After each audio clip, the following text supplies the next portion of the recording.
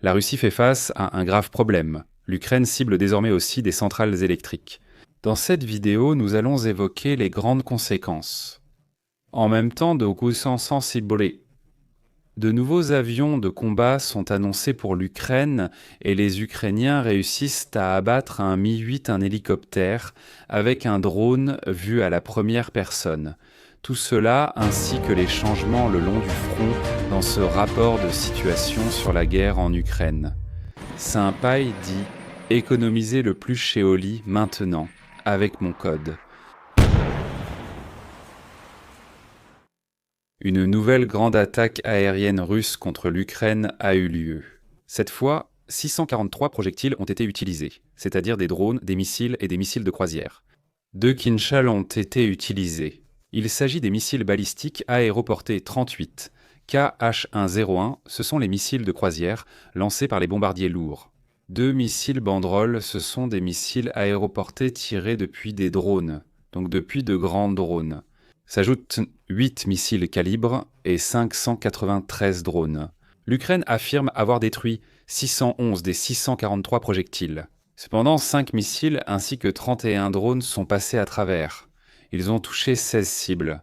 Des débris seraient néanmoins tombés au sol à 25 endroits, et comme cela donne, pris ensemble, le nombre d'impacts, la conclusion évidente est bien sûr que, même pour ces 25 qui se sont écrasés, des dégâts ont été causés au sol. Donc, au total, 31 objets ont été touchés et endommagés. Un maire ukrainien affirme que les Russes font parfois tourner les Shahed jusqu'à 12 fois au-dessus de la ville pour terroriser plus longtemps la population. Nous avons déjà parlé du fait que les attaques russes visent la population civile, non pas pour la tuer en masse. La Russie n'attaque pas avec assez de moyens, en ayant seulement de quoi terroriser la population, mais pas réussir, afin que la population ukrainienne perde la volonté de poursuivre cette guerre, mais aussi pour qu'elle commence à faire pression sur son gouvernement. Veuillez accepter les exigences en russe pour mettre fin à la guerre, ou sinon inciter la population ukrainienne à quitter le pays. Les drones Shahed volent bas et ont aussi un moteur bruyant et distinctif. Un drone de ce type, survolant la cible, plonge donc la population dans la peur et la terreur. Les Ukrainiens répliquent en visant, eux, des cibles militaires, contrairement aux Russes. Ainsi, une usine d'électronique à Briansk a été touchée. Probablement avec Neptun, donc les missiles antinavires aussi utilisables contre des cibles terrestres, une station de pompage de pétrole, je crois que c'était ça. 3 dans la République de Tchouvachi ont été touchés. Un dépôt de pétrole à Féodosia a été touché. La pénurie de carburant continue donc, également à cause de toutes les attaques contre les dépôts de pétrole, les raffineries et les systèmes de pipeline. Et ce qui est vraiment important, c'est que les Ukrainiens ont frappé une centrale électrique, à savoir une centrale à charbon et à gaz à Belgorod. Selon les Ukrainiens, cette attaque a été menée avec le Neptune, donc à nouveau avec le missile antinavire, qui fonctionne aussi contre des cibles terrestres. Cela a entraîné une coupure de courant totale à Belgorod. Les rapports indiquent qu'il n'y avait plus d'eau courante, car les stations de pompage dépendantes de l'électricité étaient à l'arrêt. Zelensky a précédemment déclaré que le fait de respecter les règles de la guerre ne signifiait pas que l'on était faible. Et si nous regardons la carte, un grand nombre de centrales électriques russes sont à la portée des Ukrainiens. Nous savons qu'ils peuvent atteindre Moscou régulièrement. Et si nous en regardons que même Leningrad, ou plutôt Saint-Pétersbourg, a été attaqué, que des attaques ont eu lieu au Tatarstan, il y a donc beaucoup de centrales électriques à portée. Cela a d'énormes implications. Tout d'abord, les Ukrainiens disent aussi « Nous pouvons vous couper l'électricité en hiver ». Et c'est un changement dans le choix des cibles que l'Ukraine n'avait pas fait jusqu'à présent. Parce que l'Ukraine s'est préparée ces dernières années à ce que les Russes attaquent l'infrastructure électrique. Elle a d'abord été surprise, mais depuis, elle a réagi. Elle a importé de petites centrales électriques mobiles au gaz, et des générateurs ont été répartis dans tout le pays. L'Ukraine peut donc maintenir l'approvisionnement en électricité tant bien que mal, et elle peut également importer de l'électricité d'Europe. La question se pose, qui peut vraiment fournir assez d'électricité à la Russie en cas de gros dégâts, et qui le souhaiterait ? Qui est en lice, l'Ukraine peut être reliée à l'espace économique européen, qui est le plus grand du monde. Et là où de telles quantités d'électricité sont produites, on peut donc s'assurer qu'il en reste pour l'Ukraine. Mais qui pourra fournir à la Russie autant d'électricité en cas de graves dégâts sur son territoire? Les centrales russes alimentent l'industrie de l'armement et les villes. Sans électricité, les Russes auront froid l'hiver, surtout si cela est associé à de nouvelles attaques contre les infrastructures pétrolières et gazières. Les chauffages au gaz et les stations de pompage requièrent tous deux de l'électricité. Sans électricité, les Russes auront de vrais problèmes en hiver, et le mécontentement envers le gouvernement grandira. La Russie a ciblé délibérément des centrales électriques ukrainiennes pendant 3 ans, tandis que les Ukrainiens n'ont attaqué que rarement des postes de transformation sur les voies ferrées et dans les usines. Ils ont mené une campagne systématique contre l'infrastructure électrique russe, tandis que les Russes faisaient de même de leur côté. Ils se sont exclusivement concentrés, lors d'attaques isolées, sur des cibles claires et strictement militaires. Il est donc clair que la patience ukrainienne a atteint ses limites. Et ils décident de montrer aux Russes qu'ils sont également capables de causer des dégâts. L'Ukraine a cherché à épargner les civils ces dernières années, alors que la Russie les a délibérément visés. Cela s'accompagne d'attaques contre raffineries et stations de pompage. Les Russes risquent-ils de vivre un hiver inédit? À cela s'ajoute qu'il y a aussi beaucoup plus d'objectifs à protéger. Car jusqu'à présent, les Russes pouvaient partir du principe que l'Ukraine n'attaquerait de toute façon pas les centrales électriques. Cela signifie qu'elle en avait tout simplement pas besoin de défense spéciale. Maintenant, les Ukrainiens ont démontré. Nous sommes capables de les attaquer et nous sommes prêts à les attaquer. Cela signifie que, du côté russe, la défense anti-aérienne devra être encore plus dispersée qu'elle ne l'est déjà. Et jusqu'à présent, la défense anti-aérienne russe n'est pas suffisante pour arrêter les attaques ukrainiennes. Il y aura désormais plus d'objectifs à défendre. Cela concerne la défense des usines, des objectifs militaires comme les aéroports, ainsi que les usines d'armement, raffineries et stations de pompage de pétrole en tous ces lieux. Il y aura moins de défense anti-aérienne car elle doit protéger les centrales électriques et doit donc être prélevée ailleurs. Les centrales électriques sont assez robustes. L'Ukraine aura donc surtout besoin de missiles.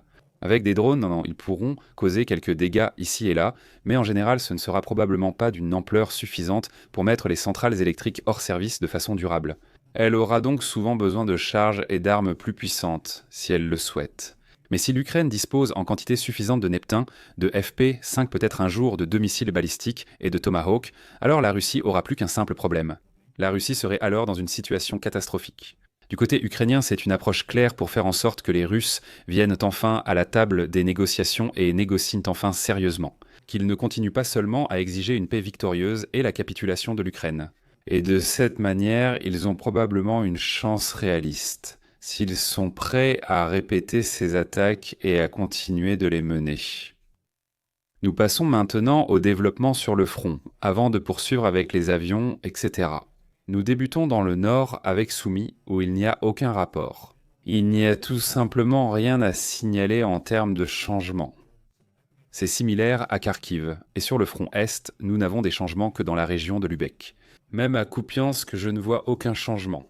Les Russes qui ont été géolocalisés à Chandriolov, ici et à cet endroit, c'est sur la Deep State, dans la zone contestée. En réalité, les Russes étaient sans doute déjà présents, car le front n'est pas linéaire. Cela doit simplement être une erreur de carte, car chaque maison individuelle n'est pas prise en compte. Je ne peux donc pas confirmer qu'il s'agit d'un réel changement. Mais les Russes ont également été géolocalisés au sud de Tsarichne. Là, ils sont attaqués par un véhicule blindé ukrainien, juste au sud-est de la localité. Et c'est à peu près à cet endroit ici. Cela signifie que les Russes ont très probablement avancé un peu au sud de Tsarichne. Les Russes ont aussi progressé à Jampil. Nous les avons localisés au nord-est de la ville. C'est à peu près à cet endroit, donc également dans une zone qui était probablement jusqu'à présent tenue par les Ukrainiens. On ignore à quel point les Russes sont déjà implantés à Jampil, mais nous voyons qu'ils sont toujours actifs là-bas et qu'ils repoussent probablement lentement les Ukrainiens. Au sud du Siversky-Donetsk, vers Siversk, des nouvelles arrivent, confirmées côté ukrainien. Les Russes traversent maintenant le Siversk-Donetsk à la nage, en groupe, car ils contrôlent déjà une grande partie de la rive nord. Ils traversent donc le fleuve à la nage, et ils essaient ensuite d'infiltrer l'arrière-zone en groupe d'1 ou 2 hommes.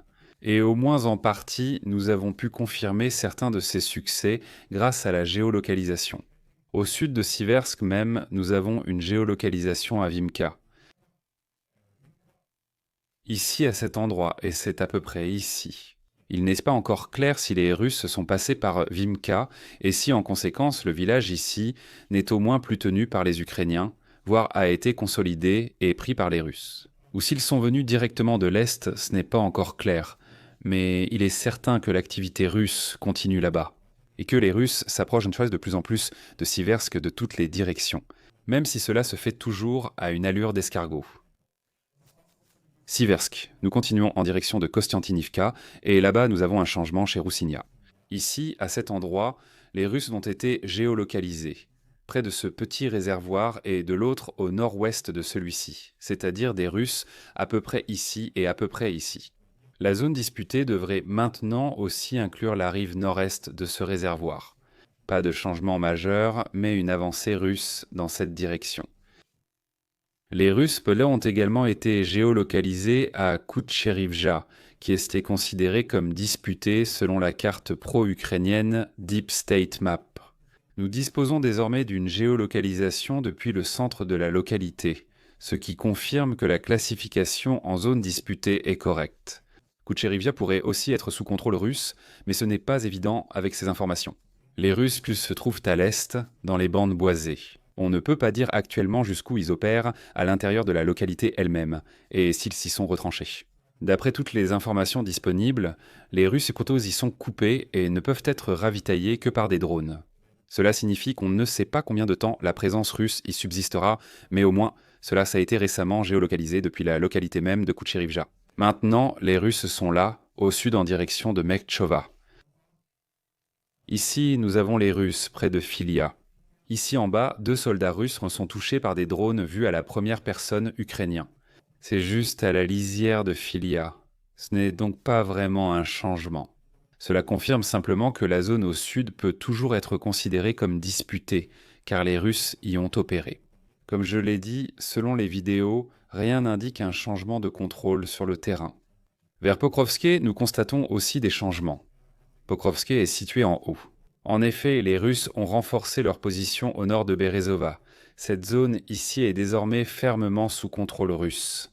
Et en plus, ils ont réussi à pénétrer dans la localité de Verbova. C'est géolocalisé à cet endroit, ils sont entrés dans les premières maisons depuis l'est. Nous voyons aussi que la carte Deep Steppe attribue désormais Verbova à la zone disputée.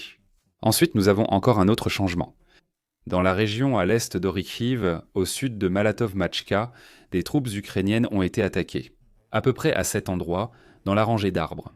Cela impliquerait donc que les Ukrainiens ont peut-être progressé un peu vers le sud, car, comme je l'ai dit, la zone boisée au nord-ouest est considérée comme étant sous contrôle ukrainien. Maintenant, ils sont dans la rangée d'arbres. Il est possible qu'ils aient à progresser un peu vers le sud à cet endroit. Donc, pas de changement majeur non plus. Comme d'habitude, c'est tout pour les modifications sur le terrain. Nous voyons que les Ukrainiens ont très probablement désormais l'initiative à Soumy, mais ils ne peuvent pas l'utiliser pour des changements spectaculaires. Tous les quelques jours ou toutes les 2 semaines, un petit changement apparaît sur le terrain. C'est essentiellement un théâtre d'opérations secondaires pour les 2 camps. Il n'y a presque aucun changement à Kharkiv, mais là-bas, les Russes dans des gardes toujours l'initiative. Sur le front est, la situation s'est stabilisée à Kupiansk, tandis que les Russes ont légèrement avancé vers Liman récemment. Mais tout cela avance toujours à un rythme d'escargot. Rien ne progresse à une vitesse significative. Cela ne change pas non plus vers Kostiantynivka et Pokrovsk. Les Ukrainiens cherchent ici à isoler et anéantir un maximum de Russes. Même la zone juste au nord de Mirnograd, je ne la considère pas encore comme définitivement coupée, alors que nous pouvons supposer que cette zone-ci et celle-ci sont effectivement coupées, et que les Ukrainiens là-bas peuvent empêcher l'approvisionnement, sauf par drone.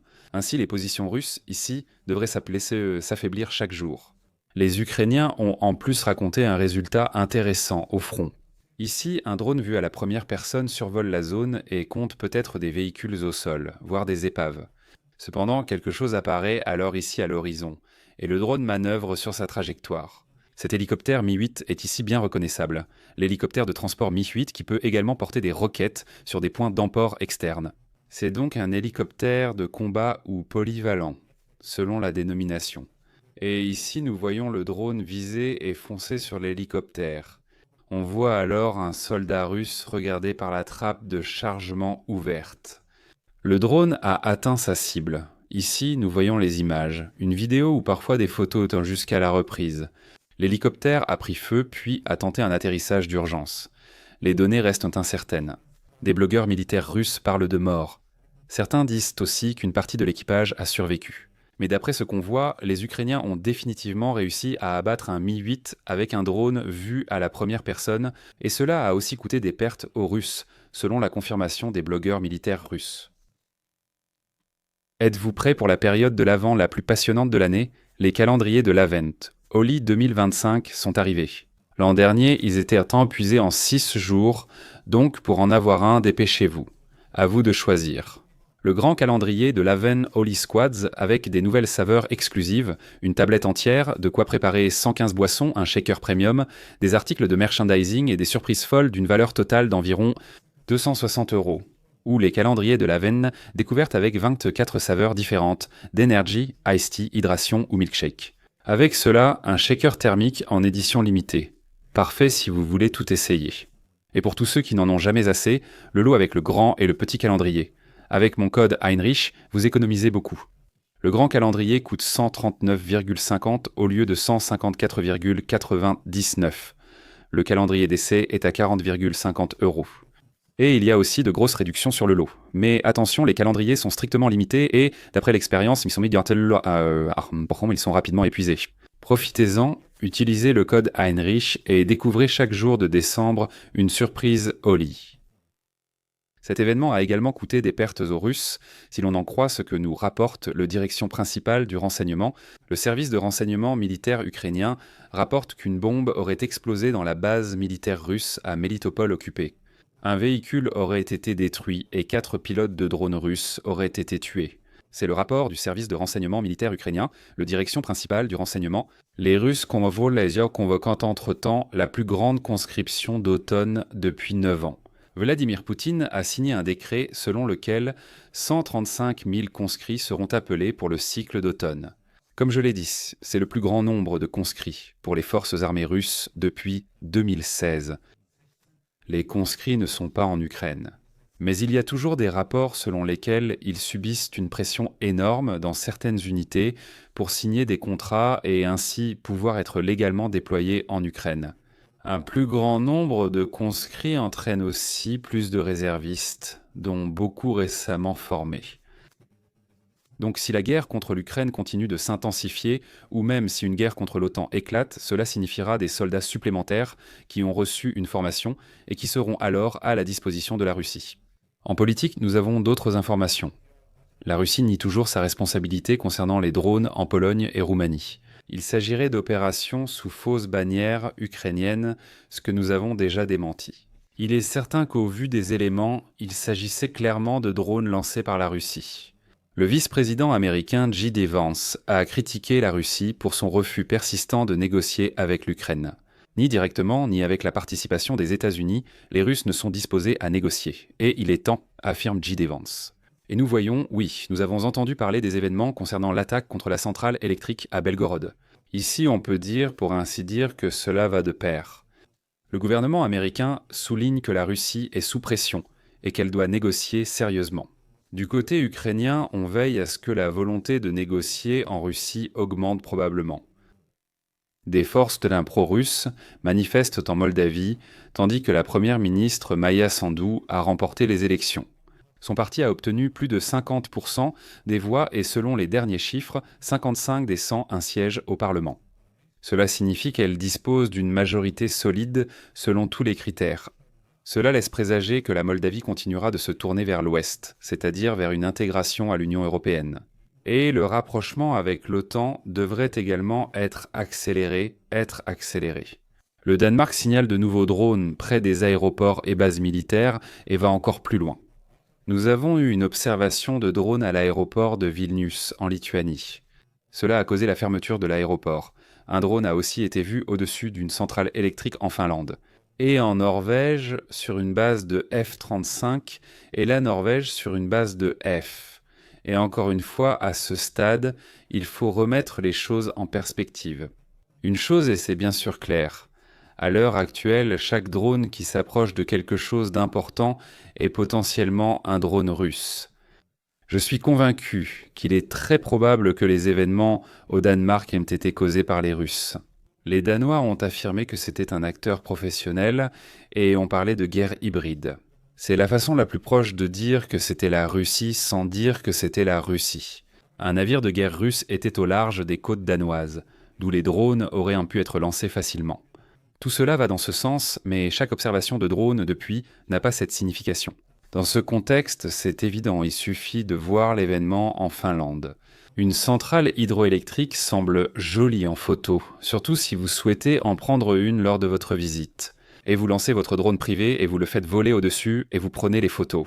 Que ce soit interdit ou non, peut-être que vous êtes touriste et que vous ne savez pas ce qui est interdit. De nos jours, avec ce genre de signalement, ce drone sera bien sûr immédiatement considéré comme un drone russe potentiel, même si c'est celui d'un touriste. Cela ne veut pas dire que chaque signalement est absurde, mais nous devons bien sûr comprendre, pour mettre les choses en perspective, qu'il y a actuellement une certaine hystérie. Et donc tout ce qui vole d'une manière ou d'une autre sera, jusqu'à nouvel ordre, considéré comme un drone russe selon cette logique. Encore une fois, pour être clair, je pars du principe qu'au Danemark, et probablement aussi lors de certains autres événements, cela a effectivement eu lieu en lien avec la Russie. Je veux juste dire que chaque observation de drone n'est pas forcément une preuve d'une implication russe. La Russie souhaite également agir autrement. Selon le ministère des Affaires étrangères, elle veut renégocier les accords de Dayton. Elle veut les rouvrir, car les Serbes sont maltraités. Les accords de Dayton ont mis fin aux guerres yougoslaves. Et nous savons que du côté russe, il y a aussi un soutien envers la République serbe de Bosnie, qui fait partie de la Bosnie. La République serbe de Bosnie veut quitter la Bosnie pour rejoindre la Serbie. Et si les Russes devaient apporter leur soutien à cela, alors bien sûr, toute la situation dans les Balkans pourrait s'enflammer. Nous savons aussi que le gouvernement actuel à Belgrade n'est toujours pas prêt à reconnaître l'indépendance du Kosovo. Cela signifie qu'il y a certains points où un soutien promis par la Russie à la Serbie pourrait entraîner des problèmes. Si les Russes soutiennent cela, évoquant les accords de Dayton, qui ont évité une reprise de la guerre depuis... S'ils veulent sans parler de cela, alors nous devons dire clairement que cela déstabiliserait les Balkans et par conséquent détournerait l'attention de l'Europe. Si les Balkans se déstabilisent, cela aura des conséquences. De nouvelles forces de maintien de la paix devront empêcher des changements territoriaux et de nouveaux conflits. Mais elles détourneront l'attention. Ils font en sorte que les Ukrainiens reçoivent moins d'aide. Ils font en sorte que ces troupes ne soient pas non plus disponibles pour la défense contre la Russie. En somme, c'est une possibilité pour la Russie de déstabiliser l'Europe, les Balkans, et de détourner l'attention de l'Europe. Mais il y a du soutien pour l'Ukraine. L'Estonie a alloué 10 millions d'euros pour acheter des armes américaines, ensuite livrées à l'Ukraine. Il est rapporté que 2 autres batteries Patriot arrivent au cœur. La grande limitation ici, c'est qu'il ne s'agit pas de nouvelles informations. Donc il ne s'agit pas soudainement de 2 autres Patriots. Mais ce sont des Batrides qui avaient déjà été signalés pour cet auparavant. Nous avons seulement maintenant une indication de temps. Donc 2 autres batteries Patriot arriveront à l'automne. Mais elles ne s'ajoutent pas aux promesses précédentes. C'est seulement une précision sur la date de livraison. Mais l'essentiel, c'est ce que nous avons ici. Dans une interview avec le général ukrainien et vice-ministre de la Défense, Arvil Juk, il dit que les Gripen sont attendus. D'autres Mirage F-16 et bien sûr les Mirage 2000, c'est aussi évident pour les F-16. Et le Gripen est l'avion de chasse suédois. Nous savons que les Suédois en ont déjà parlé par le passé. Nous savons qu'il y a déjà eu des rapports indiquant que l'on parlait déjà de formation. Tout laissait penser qu'il viendrait un jour. À ce jour, aucune date n'a été annoncée et aucune garantie donnée. Mais de plus en plus de rapports vont dans le sens où des Gripen seront envoyés en Ukraine. Le Gripen est un avion de combat relativement moderne et il peut utiliser le Météor, probablement le missile RR à moyenne et longue portée le plus moderne au monde. Si les Ukrainiens obtiennent le Gripen accompagné du Météor, alors les Russes auront un sérieux problème même avec leurs bombardiers à bombes planantes. Le seul inconvénient, c'est qu'il ne faut pas s'attendre à un grand nombre. J'ai déjà parlé par le passé de ce qu'il en est avec le Gripen, de ce qu'il peut faire, et ainsi de suite. Je ne veux donc pas rallonger artificiellement la vidéo ici. Fondamentalement, nous devons cependant comprendre que la seule nation qui pourra réellement les céder, c'est la Suède. La Suède est en train de remplacer ses anciens Gripen par une nouvelle génération, qui est nettement plus moderne. Les anciens seront progressivement mis hors service. Mais les besoins suédois sont très élevés, surtout maintenant avec l'OTAN et à cause de la situation qui s'aggrave. Cela signifie qu'il est assez improbable que 6 ou peut-être 12 arrivent dans un avenir proche. Cela signifie qu'à leur livraison, quelques apparitions pourraient avoir lieu. Mais ils n'apparaîtront pas soudainement en grand nombre sur le front. Je crains qu'il ne faille pas s'y attendre. Cela signifie que nous n'en verrons pas plus de 20 au cours des 5 à 10 prochaines années, ni même plus de 15. Ce n'est pas extrêmement probable. Nous devons bien sûr examiner cela en détail. Je veux juste remettre cela en perspective, surtout concernant ce qu'elle fait avec la météore. Ce serait une menace sérieuse pour les Russes. Cependant, il faut savoir que la quantité possède aussi une certaine qualité, mais elle n'aura ici qu'une importance mineure. Néanmoins, bien sûr, c'est une bonne nouvelle, même si logistiquement, c'est un cauchemar. Si le nombre d'avions de combat dans les forces armées ukrainiennes, dans l'armée de l'air ukrainienne, continue d'augmenter. MiG-29, Sukhoi 27, Sukhoi 24 F-16, Mirage 2000 et maintenant aussi le Gripen. Alors il y aura 6 avions de combat de première ligne, dont au moins le Sukhoi 25, j'avais failli l'oublier. Alors on en serait déjà à 7 et j'en ai probablement encore oublié 1 ou 2. Mais cela reste bien sûr un renforcement des forces armées ukrainiennes et à ce titre, une bonne nouvelle. Et c'est tout pour ce rapport de situation. Si cela vous a plu, je serais ravi d'un pouce levé. Cela aide avec l'algorithme. Nouvel arrivant, abonnez-vous à la chaîne et activez la cloche pour ne rien rater. Et c'est tout de ma part pour le moment. Merci beaucoup pour votre attention et à bientôt. Günther Sacha Müller, Cunningham, Eustress, Uwe de Vren, surnom de Bib, Karsten Schulz, Sacha Horvat Gulashnacha, 4000 Tequila 42 et Badass Lawyer, merci beaucoup. Sans vous, cela ne serait pas possible ainsi.